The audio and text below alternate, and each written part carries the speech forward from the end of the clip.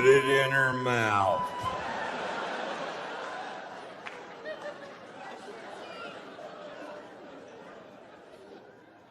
So Lori told me, she goes, that's my ex-wife's name is, she goes, you're going to need to talk to your son about sex. It's time. And I said, well, you're right, it is. And she goes, when are you going to do it, Ron? I said, he's going to be at the house this weekend, so I'll talk to him then. And I said, okay, fine. I said, Marcia, turn off television. I said, turn it off. I need to talk to you.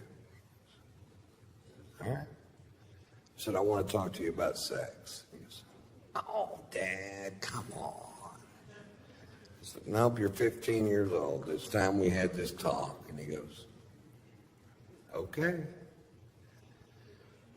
I said, the clitoris is as sensitive as an eyeball.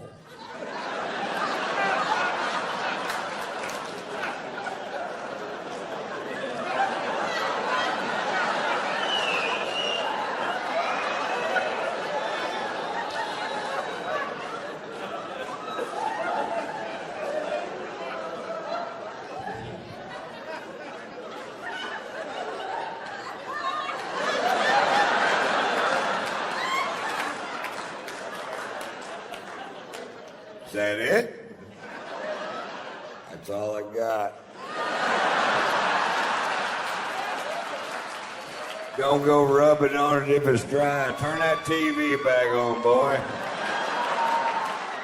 What about safe sex, Dad? Yeah, it's never safe. Their husbands always come home. That's a fucking myth.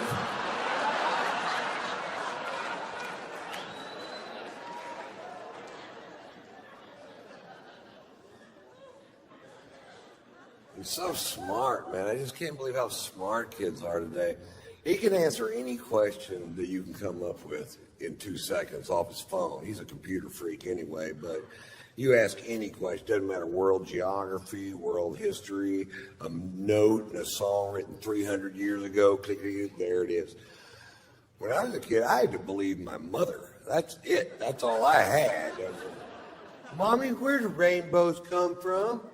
Well, 3,000 years ago, an 800-year-old man named Noah was commissioned by the Lord to build a giant ship, and all the animals, 2 by 2, you try to run that crap by a kid today, they're like, click, click, bullshit.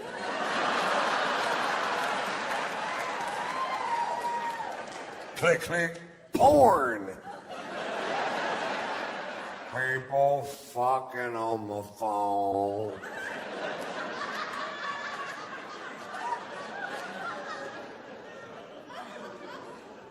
But my mother didn't know the answer to a question. I had to go to the library, which is a building where they used to store the knowledge. Now it's just a place where homeless people piss. Well, my mother used to drop me off at the library when I was a kid, and I was always so intimidated by it because it was so big, and you had to be quiet because the knowledge is sleeping, and you had to learn a decimal system made up by some fuck named Dewey.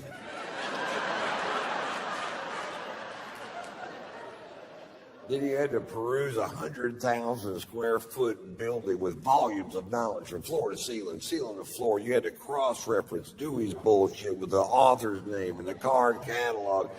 And you finally get to the place where the knowledge that you seek is supposed to be, and it might not fucking be there. Where's the knowledge that I seek? Yeah, somebody else has got it. When are they going to bring it back? They keep it for a month for a nickel. How am I supposed to learn what I need to know? You ask your mother? My mother doesn't know how to work a projector.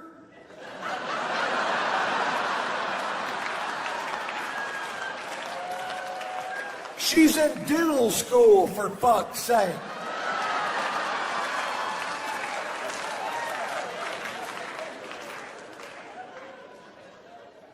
Don't try to do the math on that bit. It'll just fuck you up.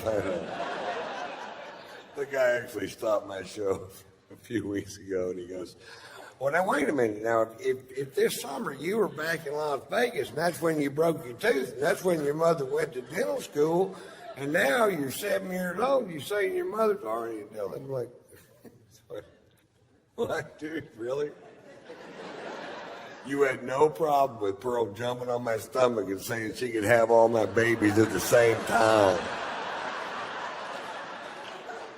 But the math on this one joke has got you so fucked up, you just have to talk. Yeah.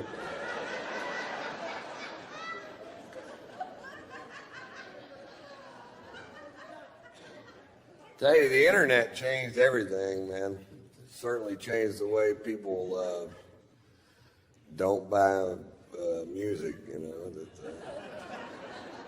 The record industry is on its ear, man, because what they manufacture became easier to steal than it is to buy. And that's just a fact of nature these days, and they'll figure it out. But I used to sell millions of comedy albums, and now it's hard to sell them because it's just so easy to fucking rip it off, you know, just click, click, out of my IRA into your fucking pod.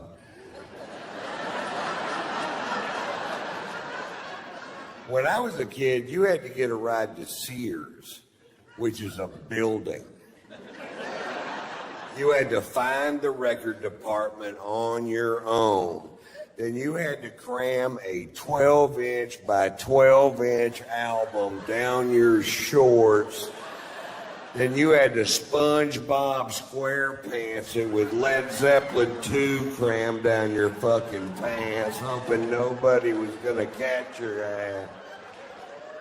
That's stealing music!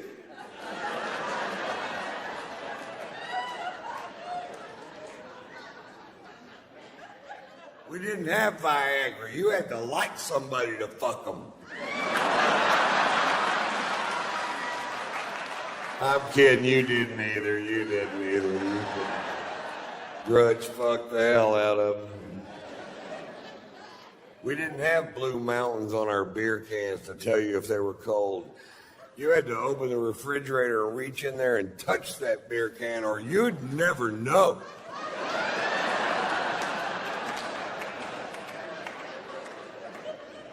But somebody somewhere went, well, if we only had some sort of thermostat on each individual can, like the mountains changing color to see the optimum drinking temperature. Thank you, Rocky Mountain. Even though your beer tastes like ass.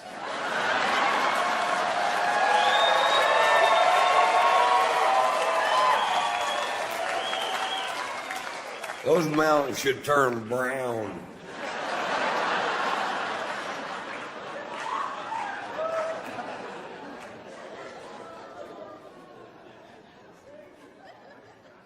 So I tour, that's what I do. I go from city to city to city to city. I've done it for 27 years. I've been coming to Austin all 27 of those years. From the Velveeta Room to the Last Stop to the Capital City Comedy Club. To the Paramount, to the Paramount, to the Paramount, to the Paramount. That's my favorite room in the whole wide fucking world, man.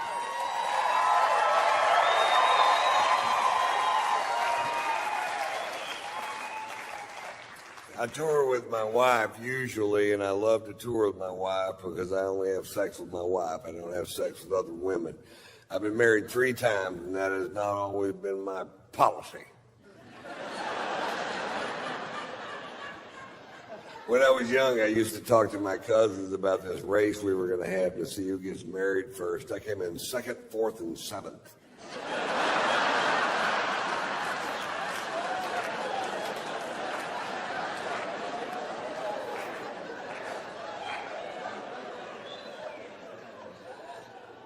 I feel like my wife misled me a little bit when we first got together, because when we first got together, she was all about, you know what, I don't ever want to have children. I'm just one of those women that never felt the urge to give birth. And I don't like real diamonds.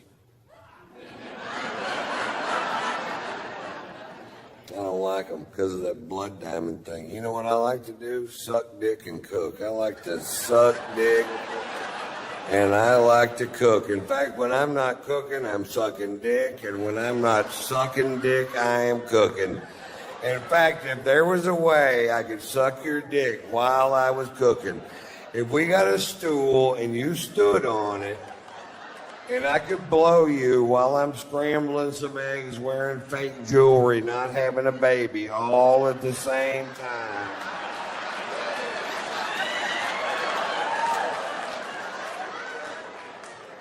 That would be heaven for me. Fuck me too.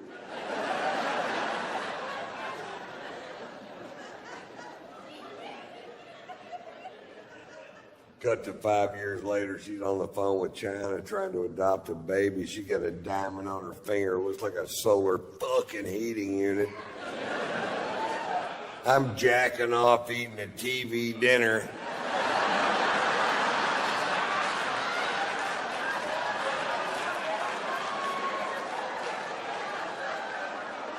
Wonder what she's got under that Snuggie. But she's naked shit under that Snuggie.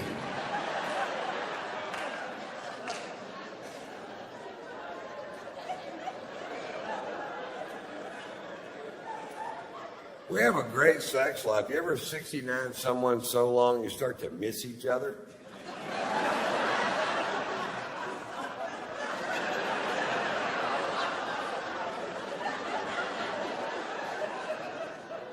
Then the snow turned to rain. I love you. April, May. I need some food. And we can both use a shave.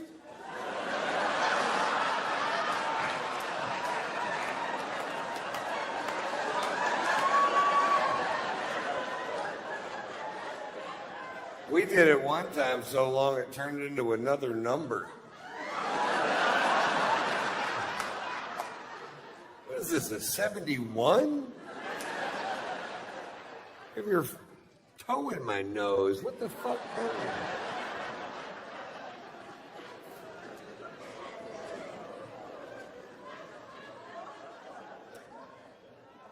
My wife has a new move in the bedroom. My wife's new move in the bedroom is, look at me. Look at me. Open your eyes, Ron. Look at me. And that's a lot of pressure. It is, to look into the eyes of the woman you love while you're making love and look deep into her soul and still see another woman? What the fuck are you doing here? I thought you got hit by a bus.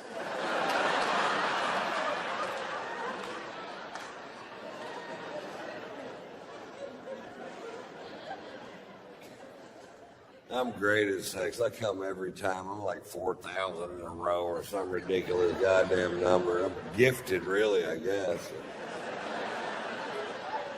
My wife's maybe a third as good as me. I don't think she's trying. I asked her the other day, what's the fucking problem here, baby? She goes, well, for one thing, there's a fat, sweaty guy laying on top of me.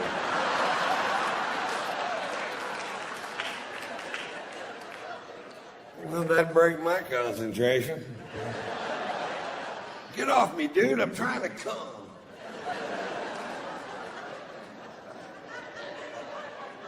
That's not true. When I'm about to come, I have the focus of a Navy SEAL. I'm like, property, and he was an astronaut with a motherfucking genie.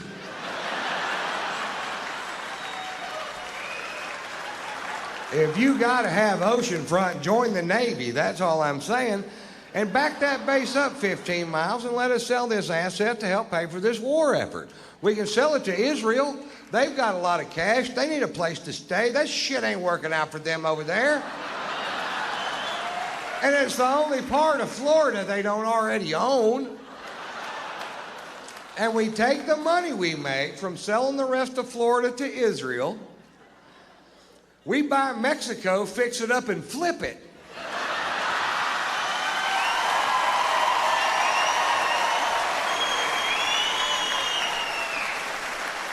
Now, we'll have to send down some painters and landscapers because they're all up here. And when they're gone, you're going to wonder where the fuck they went. 'Cause you ain't going to want to do this shit yourself. Not if you're anything like me. We sell Mexico to a country that can put a ton of cash down, but you know they can't make the payments. Like Peru.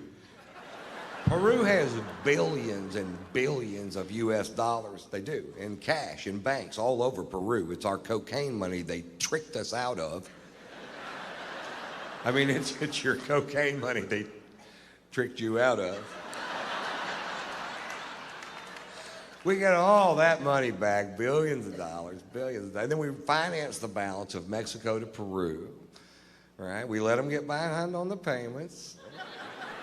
We repossess Mexico. Now we have Mexico free and clear. New paint, new shrubs.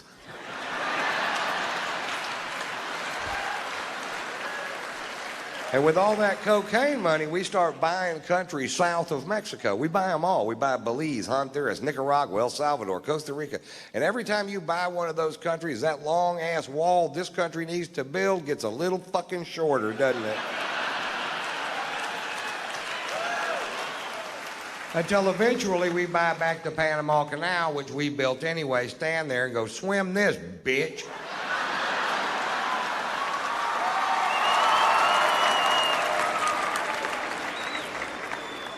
So I tour, that's what I do. I go from city to city to city to city. I've done it for 22 years. I've enjoyed every second of it. I love to do this job. I tour with my wife, which I love to tour with my wife because I only have sex with my wife. I like to have sex. I don't have sex with other women. I've been married 3 times, and that has not always been my policy.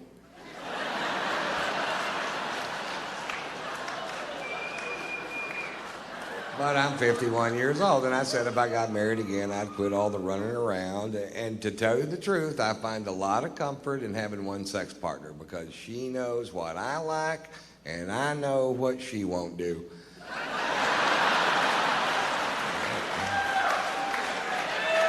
It turns out there's a list of shit she won't do.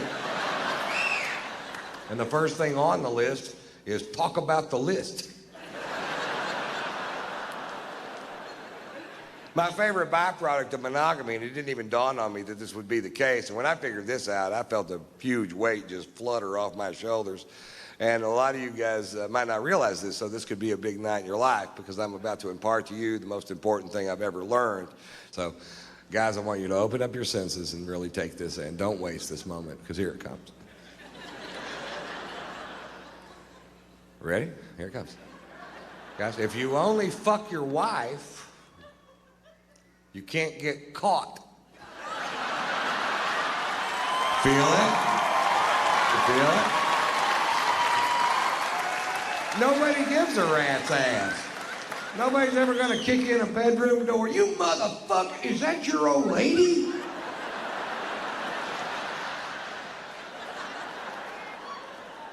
I may be exaggerating that stroke just a little bit.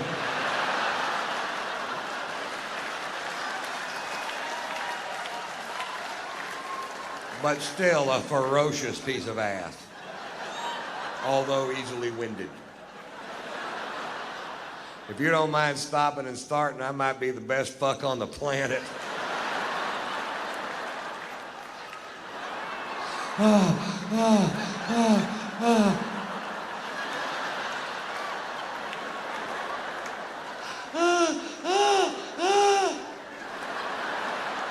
That's the way I roll, ladies.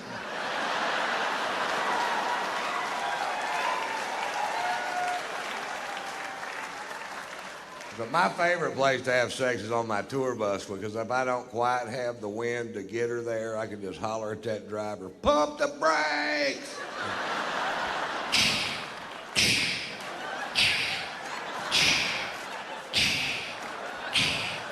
Faster!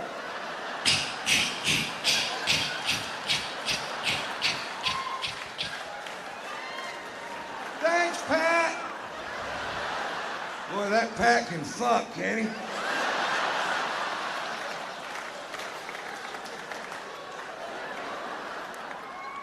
Actually, you can't get caught having sex with your wife. My wife and I were going at it one afternoon, and the housekeeper walked in, which is way better than the other way around. It happens the other way around. You end up saying things like, I'll pack my shit as soon as it quits burning.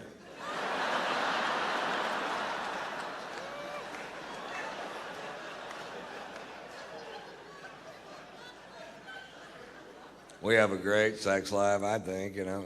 It's not like our friend. We have these friends that are younger than us, and they have tantric sex, which is a yoga thing where you can have sex for hours and hours, and yeah, we don't do that. We did invent a sexual position that I named the lazy dog. And I'll teach you how to do the lazy dog. What you do is you get in bed there and you get in the doggy style position, and then both of you at the same time, and that's the important part, fall over. Now you're doing the lazy dog. I can stay in that position all night long or until she coughs.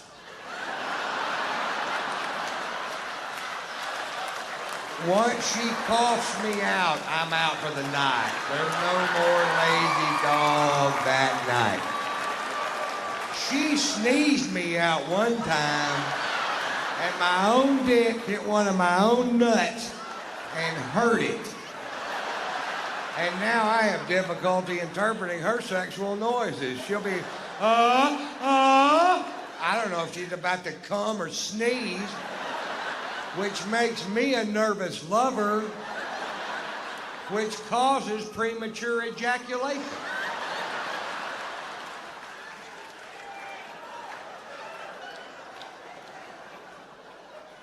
Not a lot of people know that.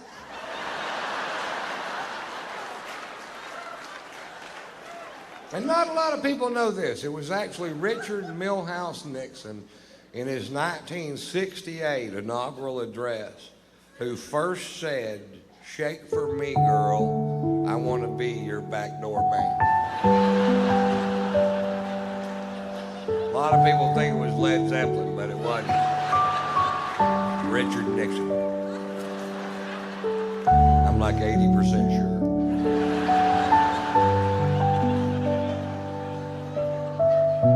I'm like 70% sure. 50. You know what? It was Led Zeppelin.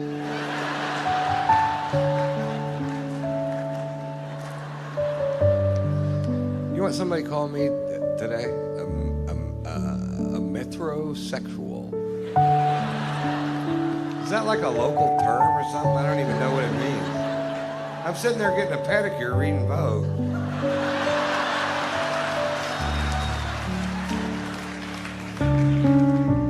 My wife got me a certificate to get a pedicure because she thinks my feet are nasty. And I went down there, and this poor old Asian woman is trying to reshape my big toe into like a regular sized toe. And she's got this carrot peeler kind of a tool that she's using to scrape away years of neglected dead skin off these dogs. And she has a genuinely disgusted look on her face. And she looks at me and she goes, "Pedicure not only for you." Now, why I thought that would be funny, I can't remember.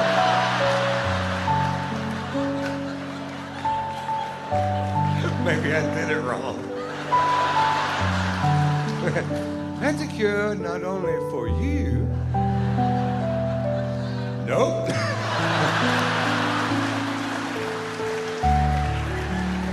A pedicure not only for you need punchline. Make a mental note. Joke not finish.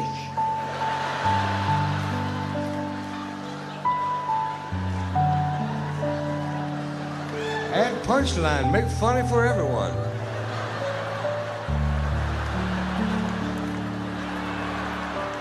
Mama's the one who got me drinking scotch. Mama loves to drink. She loves her scotch, man. Mama loves all things scotch. She likes Highland scotch, Lowland scotch, single malt scotch, blended scotch. She likes the fucking tape.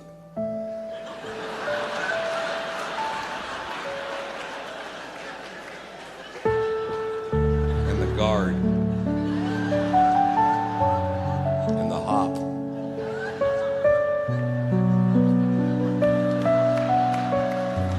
And the butter.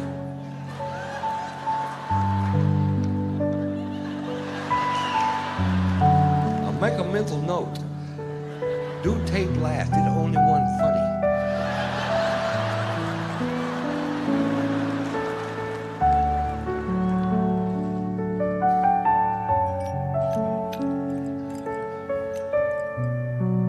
I'll tell you a story. It's funny. My uncle came over to my house the other day. My uncle used to be the president of the Southern Baptist Convention. His name is Dr. Charles Pollard. He has a triple doctorate. He has doctorates in theology, psychology, and philosophy. Although I think I still make more money than he does. He's a great man. And he came over, and I was making myself a drink because I never pretend I don't drink. You might know that about me already. And he goes, "Son, you are never going to find the answers to your problems in the bottom of that bottle." And I said, "I know. That's why I'm going to buy another one."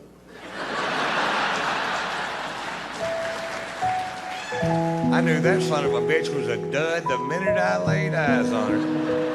Look at that no-answer piece of shit. Take me to the liquor store. I've got some questions.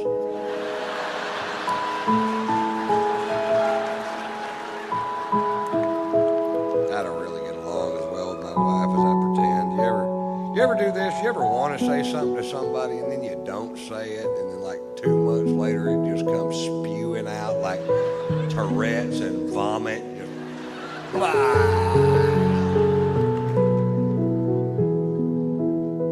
First time I met my wife's sister was at her mother's 75th birthday. They live up in Connecticut, and we took the plane up, and they're very wealthy. There's a big party of 150 people at this huge house, and we're at a round table, about 15 people down front. And her sister is a published chef, and she owns a restaurant in Connecticut, and she owns a cooking school in France, and she's married to a guy from France, and she's a snob, but they're all snobs, so if you're a fucking snob, probably. She's a big old snob, too, big old rounded, big old gal, big old taste everything that comes out of the kitchen kind of a snob, kind of a big old rounded, big old gal, big and whoopah, almost a stay home and go for the records kind of a snob. And I was just making conversation, and I said, "Well, I should come to Connecticut and do some shows." And she goes, "Oh, I don't think anyone in Connecticut's going to pay money to hear hillbilly comedy." Well, I was raised in the South, and I'm at my wife's mother's birthday party, and I'm not going to ruin this woman's day because I can't hold my tongue, and I don't say a word, which I should, and I don't. A couple months, I'm in a restaurant with my wife having dinner, and she's in a foul mood, and she goes, "You know, there are some things about your family that I just can't stand." And I go, "Your sister's a big fat cunt."